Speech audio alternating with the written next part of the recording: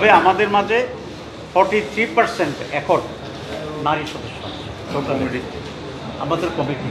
সংখ্যাবাদের support আরও বেশি হতে পারে এবং আমাদের যে আরপিও যেটা আরপিওতে কিন্তু প্রত্যেকটা দল 33% নারী সদস্য রাখা বাধ্যতামূলক।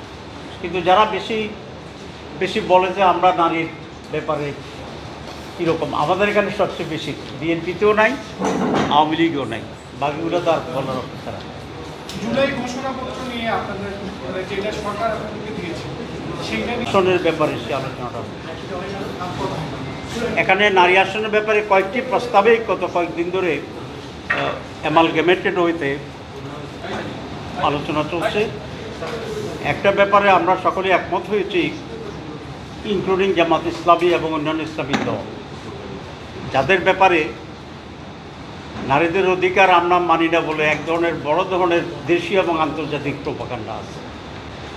তো নারী ইস্যু ইজ এক্সট্রিমলি ইম্পর্ট্যান্ট এখনকার দুনিয়ায় বাংলাদেশে। সেখানে কমিশনের প্রধান প্রস্তাব ছিল যে 100টি নারী আসনে 50 জায়গায় উন্নীত। আমরা বলেছি ইন প্রিন্সিপাল জামাত ইসলামী পার্লামেন্টের নারীর আসন 100 হোক, এই ব্যাপারে আমরা একমত।